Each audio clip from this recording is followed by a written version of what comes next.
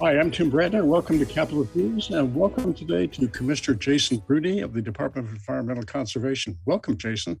That's great to be here. Great to see you, Tim. Jason, DEC does a lot of things that are important to Alaskans, ensuring, clean air, safe water. But a lot of folks don't realize how intertwined you are in working with the EPA on their programs and making sure that they're tailored to Alaskans. We've had the Clean Air Act administered by DEC for some time, and now we're looking at moving on to another couple of EPA programs. Maybe just talk to that a little bit and explain that concept and why it's important. Sure, absolutely. Thanks so much, Tim, for that question. The EPA and Congress obviously pass acts like the Clean Air Act, the Clean Water Act, the Safe Drinking Water Act, and those acts are designed to be assumed by states for their oversight so that the states can issue permits, they can have enforcement, and they can work with the regulated community to ensure compliance. As you mentioned, we've had oversight and what they call primacy of the Clean Air Act, the Safe Drinking Water Act, and the National Pollution Discharge Elimination System for decades. And what we're looking to do is in Governor Dunleavy's budget, we're looking to assume primacy for both RCRA, the Resource Conservation Recovery Act hazardous waste oversight, as well as overseeing the 404 program of the Clean Water Act, which is oversight of our wetlands. We've put money in the budget. We have statutory authority that was passed by the previous legislatures to give us that authority to be able to pursue those. And we really think that having Alaskans oversee Alaska permitting is the right way. We don't want people from Seattle or from Washington, D.C. overseeing Alaska. Alaska has 175 million acres of wetlands, more wetlands than the lower 48 combined, frankly. And we want to make sure that we're protecting them, that we're ensuring that when development occurs, that mitigation is appropriate. And we want to make sure that we, with the expertise as Alaskans, provide that expertise to the regulated community for both the 404 program and the RCRA program. Commissioner, a question which has come up in the past on this, and I know it was a question of Clean Air Act permitting, is I think I could be wrong, but does the EPA pay for the administration of the permits if it's under their program? And then if it's transferred to the state has to pay for it, the administration? For RCRA, as an example, once we assume primacy, we will get about half of the money from the EPA for overseeing that program. We are one of two states that don't have primacy over RCRA. As for the Clean Water Act, the Corps of Engineers and the EPA collaboratively oversee that. And yes, that is correct. We would be on the hook for that annual cost. We would not get federal funding for that. And on an annual basis, that's around $5 million is our estimate.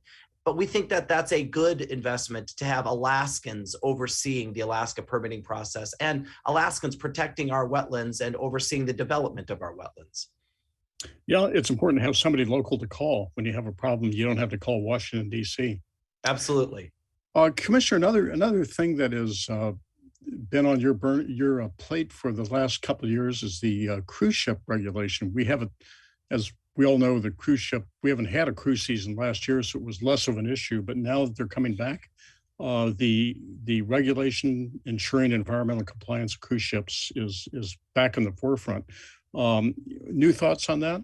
Absolutely. We're excited. We just, Governor Dunleavy introduced a bill to ensure that we are having better oversight of cruise ships as they come.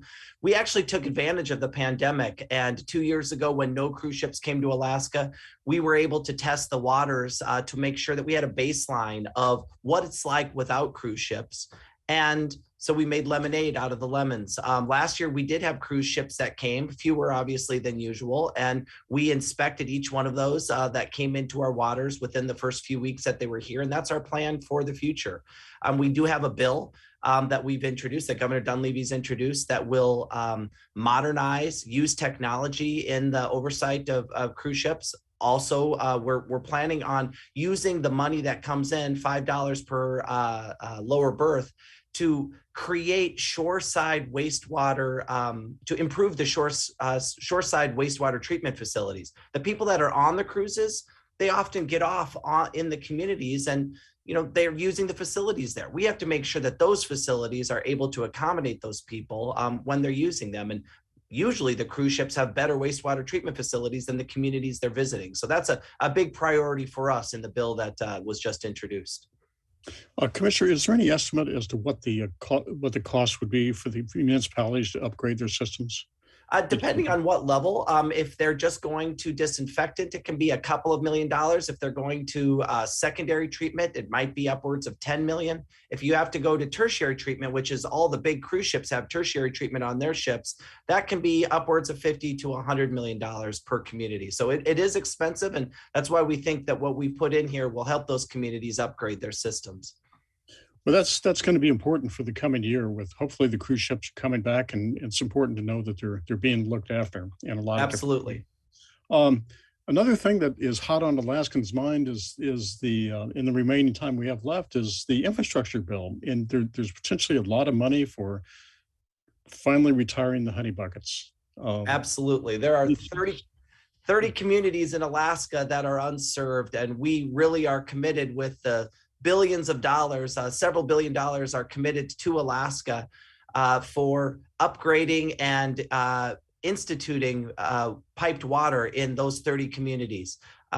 We really think it's a priority at DEC. We're excited at the infrastructure bill that's there. We want to make sure we build the capacity in those communities as well to maintain those systems, and that investment of the federal and state dollars that are required will not be wasted. So we're really excited at the opportunity that we've been presented, and we look forward to working with those communities to help implement those systems in rural Alaska. Well, that's not only critical for health, but just important to the communities. Make sure they have the capacity and the trained people to run them. Well, Commissioner, thanks. We've covered a lot of ground in just a few minutes. I appreciate the time, and we will be hopefully back talking more with you about these topics. Always a Thanks pleasure. very Thanks so much. much for the opportunity, Tim.